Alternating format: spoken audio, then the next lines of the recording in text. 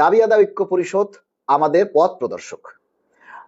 দাবি আদায় ঐক্য পরিষদ থেকে যে কর্মসূচি এখন ঘোষণা দিবে, কারণ দাবি আদায় ঐক্য পরিষদকে আমরা কেন্দ্রীয় সম্মিলিত সকল সংগঠনের যে কেন্দ্রীয় সংগঠন, সেটা হচ্ছে দাবি আদায় ঐক্য পরিষদ। এই দাবি আদায় ঐক্য পরিষদ থেকে আপাতত যে কর্মসূচিগুলি ঘোষণা করবে, আর আমরা সারা বাংলাদেশের সকল পেশাজীবী অন্যান্য যত সংগঠন রয়েছে সবাইকে বলবো, আপনারা দল মত নির্বিশেষে সবাই এই কর্মসূচি, এই দাবি আদায় ঐক্য পরিষদের সাথে একাত্মতা প্রকাশ করে আপনারা এই কর্মসূচি পালন করবেন। আমরা দেখেন, আজকে অনেকেই কিন্তু একটু ভয়ের মধ্যে ছিল যে সারা দেশের কি অবস্থা, এখন যে সময় সবকিছুর পরিস্থিতির সাথে আসলে সবাই খাপ খেয়ে ও চলে উঠতে পারতেছিল না। তবে আজকে সারা বাংলাদেশ থেকে যে আমরা সাড়া পেয়েছি, সারা বাংলাদেশের সরকারি কর্মচারীরা আজকে জেগে উঠেছে। দাবি আদায় ঐক্য পরিষদের ব্যানারে, কল্যাণ সমিতির ব্যানারে, সমস্ত জায়গা থেকে যে কর্মসূচি আজকে আমরা দেখতে পেয়েছি, সত্যি আমরা অভিভূত। কিন্তু আমরা চাই যে আজকে যে ছোট ছোট পরিসরে যে কাজগুলি হয়েছে, কর্মসূচি হয়েছে, আগামীকালকে এবং পরশুদিন এটাকে আরো বেশি আকারে প্রসারিত করতে হবে। আগামীকাল 2 ফেব্রুয়ারি এবং 3 ফেব্রুয়ারি এই 2 দিন আমাদেরকে প্রত্যেকটা সংগঠনে, প্রত্যেকটা দপ্তরে, প্রত্যেকটা অফিসে, যতটা জায়গা রয়েছে প্রত্যেকটা অফিসে আপনারা শান্তিপূর্ণভাবে 2 ঘন্টা কর্মসূচি পালন করবেন। প্রয়োজনে আমরা এই 2 ঘন্টার কাজ পরবর্তীতে আমরা সরকারকে করে দিব। আমার অফিসে যে 2 ঘন্টায় আমি কাজ করতাম, সেই কাজ প্রয়োজনে আমরা আর একটু সময় বাড়িয়ে করে দিব, কিন্তু ওই 2 ঘন্টা কর্মবিরতি আপনারা সবাই পালন করবেন এবং সবাই প্রস্তুতি নিন। তবে আমরা আগামী 5 ফেব্রুয়ারির মধ্যে যদি পে স্কেলের গেজেট না হয়, তাহলে দাবি আদায় ঐক্য পরিষদের ঘোষণা অনুযায়ী আমরা 6 ফেব্রুয়ারি সারা দেশ থেকে সকল কর্মচারী, লক্ষ লক্ষ কর্মচারী আমরা কেন্দ্রীয় শহীদ মিনারে সমবেত হব। সেখান থেকে আমরা ভুকা মিছিল নিয়ে আমরা মাননীয় প্রধান উপদেষ্টার বাসভবনে যাব খাবার আনতে। যেহেতু আমাদের খাবার নেই, আমরা চলতে পারতেছি না, তাই আমরা মাননীয় প্রধান উপদেষ্টার বাসভবনে যাব খাওন আনতে, যে মাননীয় প্রধান উপদেষ্টা খাওন দেন। এই জন্য আপনারা সবাই একটা করে প্লেট নিয়ে আসবেন। অন টাইম প্লেট কিনতে পাওয়া যায়। আপনারা যারা আসবেন আগামী 6 তারিখে সবাই একটা করে প্লেট নিয়ে আসবেন। তবে আপাতত আপনারা প্রস্তুত থাকুন, যখন দাবি আদায় ঐক্য পরিষদ এবং কেন্দ্রীয় যারা নেতা রয়েছেন 3 তারিখের প্রোগ্রাম, আপাতত আমরা যে 3 তারিখের কর্মসূচি, এই 3 তারিখের কর্মসূচি আমরা আগে বাস্তবায়ন করি। সারা বাংলাদেশ থেকে আগে এই 3 তারিখের এই প্রোগ্রাম আপনারা বাস্তবায়ন করুন। তারপরে 2 দিন 4 এবং 5 এই 2 দিন আমরা ওয়েট করব। এর মধ্যে দাবি আদায় ঐক্য পরিষদের আবার মিটিং হবে। মিটিং হওয়ার পরে, হয়তো 4 তারিখে মিটিং হবে, মিটিং হওয়ার পরে সেখানে আলাপ আলোচনা করে তারপরে আমরা 6 তারিখের আমরা কর্মসূচি আপনাদেরকে জানিয়ে দিব। আপনারা সবাই প্রস্তুত থাকুন যে 6 তারিখে আমাদের ঢাকা যাওয়া লাগতে পারে। আপনারা সবাই প্রস্তুত থাকুন। কারণ কি, আমরা 5 তারিখ পর্যন্ত গেজেটের জন্য অপেক্ষা করব। যদি মাননীয় প্রধান উপদেষ্টা আমাদের প্রতি সদয় না হয়, আমাদেরকে পে স্কেলের গেজেট না দেয়, তাহলে 6 তারিখ আমরা ওনার বাসায় যাব খাবার আনতে। আমরা যমুনা ঘেরাও করতে যাব না, আমরা ওনার বাসায় যাব খাবার আনতে। আমাদেরকে খাবার দিবেন, প্লেট নিয়ে যাব, আমাদেরকে খাবার দিবেন, আমরা খাবার নিয়ে চলে আসব।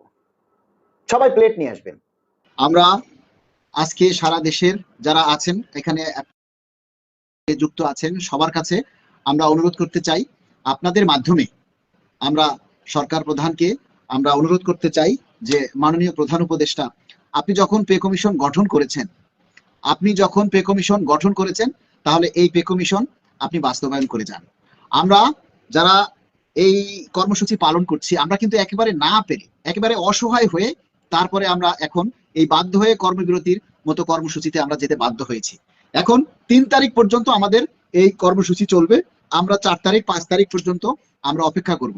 মাননীয় প্রধান উপদেষ্টা, আপনি হয়তো শুনবেন যে মানে দাবি আদায় ঐক্য পরিষদ থেকে কিন্তু আগামী 6 তারিখের একটা কর্মসূচি ঘোষণা করা হয়েছে যে সবাই কেন্দ্রীয় শহীদ মিনারে সমবেত হবে।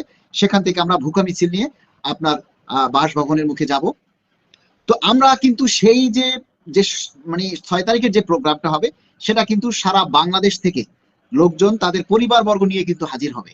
তাহলে কিন্তু সেটা মানে আমাদের জন্য খুবই কষ্টকর হবে। তাই আমরা চাই যে আমাদের যাতে এই 6 তারিখে কর্মসূচি আমাদের করা না লাগে, 6 তারিখের আগেই যাতে আমরা একটা প্রজ্ঞাপন পাই আপনার কাছ থেকে, আমরা সেটাই আপনার কাছে অনুরোধ করব।